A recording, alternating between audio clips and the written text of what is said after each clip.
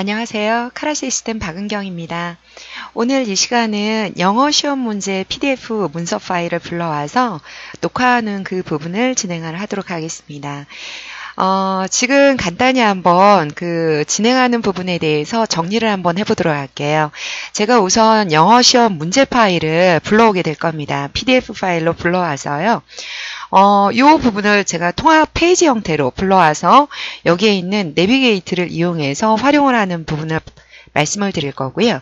그 다음에 플로팅 메뉴를 실행을 해서 지금 요 메뉴들인데요. 이 메뉴를 통해서 굉장히 간단하게 활용하실 수 있는 부분 그렇게 설명을 드리도록 하겠습니다. 그리고 이제 실질적인 문제 풀이에 진행을 할 때는 일반 커서를 어떻게 활용해야 되는지 그 부분도 한번 말씀을 드리겠습니다. 자, 그러면 본격적으로 한번 진행을 해보도록 할게요. 우선은 화면상에서 요 이제 카메라 부분은 더 이상 필요하지 않을 것 같아요. 제가 끄도록 하겠습니다. EXIT. 자, 이제 문서 파일을 불러올 때는요, 화면상에서 지금 보시게 되면은, 맨 밑에 있는 문서 기능 버튼을 눌러주세요. 그리고 나서 옵션 메뉴에서, 자, 보시게 되면은, 자, 문서 기능을 선택을 하시고, 외부 문서 열기 버튼을 눌러주시면 됩니다. 그래서 기존에 불러오고자 하는 파일을 한번 보도록 하겠습니다. 제가 기존 샘플을 불러온 게 있는데요. 영어 문제집 파일입니다. 자, 지금 보시게 되면은 파일의 종류를 선택을 할 수가 있어요. 지금 웬만한 오피스 문서 파일은 다 불러올 수가 있고요. 이미지 파일은 물론 아래 한글 문서, PDF, 그 다음에 내부적인 IWP라고 하는 표준 파일 포맷까지 모두 불러올 수가 있어요. 자, 지금은 필요한 게 PDF 파일이고, 이제 영어 문제집 파일 열기 버튼 누르겠습니다. 이때 문서 변환 옵션이 있어요. 단위 페이지 형태로 삽입하는 거는 현재 PDF 문서의 파일 포맷으로 그대로 불러오는 겁니다. 근데 오늘은 제가 특별하게 통합 페이지 형태로 해서 하단 세로 삽입으로 확인 버튼 한번 눌러보겠습니다. 자, 확인 눌러주시게 되면은요, 해당되는 파일이 문서 변환이 진행이 됩니다. 그래서 바로 이제 문서가 불러져 올 텐데요. 화면을 보시게 되면은 이제 원본 파일이 그대로 들어있는데 지금 페이지 쪽수로는 두 쪽만 불러져 온 걸 보실 수가 있어요. 정말로 두 쪽일까요? 아닙니다. 밑에 보시게 되면 화면 내비게이트에서 하단 버튼을 눌러보세요. 자, 그러면은 연이어서 다 들어와 있는 걸 보실 수가 있습니다. 자, 근데 현재 불러져 있는 화면이 너무 작게 들어온 것 같잖아요. 이럴 때는 내비게이트에서 플러스 버튼을 누르시면 됩니다. 자, 그래서 화면에 대한 부분을 적절하게 원하는 크기로 눌러주시면 됩니다. 그리고 화면의 위치도 왼쪽, 오른쪽, 그 다음에 좌우로 해서 선택을 하시게 되는 거죠.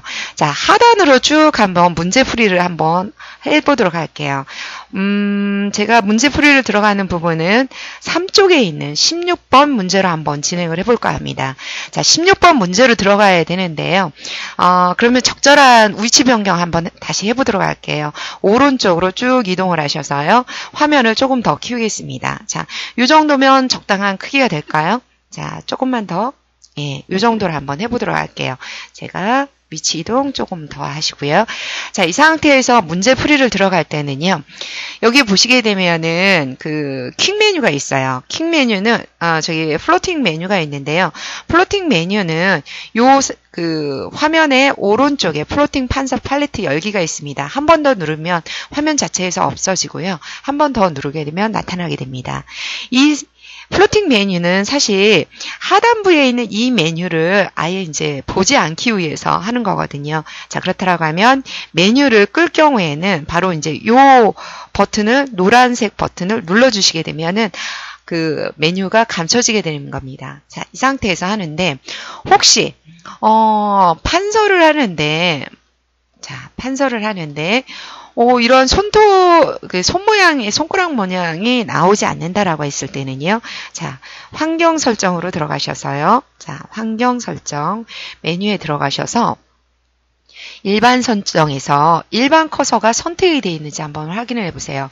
전용 커서가 선택이 되어 있는 경우에는 커서 모양이 이와 같이 사용이 돼서 잘 보이지 않는 형태가 되고 있어요.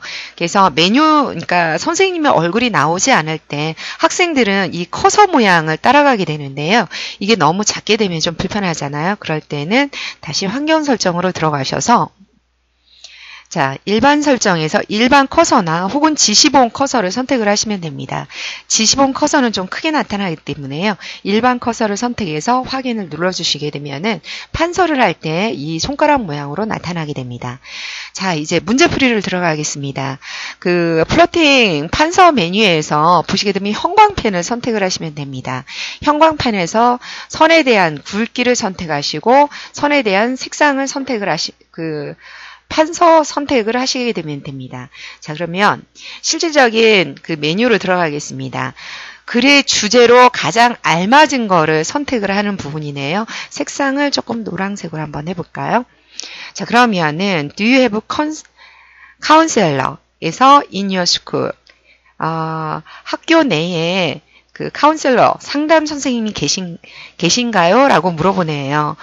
학교 상담 선생님은 여러분의 문제를 도와줄 수 있도록 트레이닝을 하고 계시는 거죠. 그래서 쭉 이 글에 대한 요지는요. 그들이 하는 부분은 결국 카운셀러가 하는 부분에 대해서 쭉 설명을 하고 있습니다. 그래서 걱정하는 많은 것들에 대해서 걱정을 모두 다 픽스해 줄 수는 없겠지만, 그래도 여러분이 가지고 있는 많은 문제들에 대해서 들어주고, 그 다음에, 여러분에 대한 부분을, 또 도와주고, 공부하는 부분이라든가, 또 한 가지는, 공부하는 스킬이라든가 계획에 대해서 충고 어드바이스를 할 수 있다라는 여러 가지 부분이 나오죠. 자, 그러면 이 글의 주제로 가장 알맞은 건 뭔가요? 다양한 상담 기법인가요? 상담 교사의 역할인가요? 효율적인 학습 방법, 훌륭한 상담가의 자질, 상담 교사가 되는 방법. 예, 가장 적절한 답은 상담 교사의 역할이라고 하는 이 부분에 대해서 집중적으로 얘기를 하는 것 같습니다.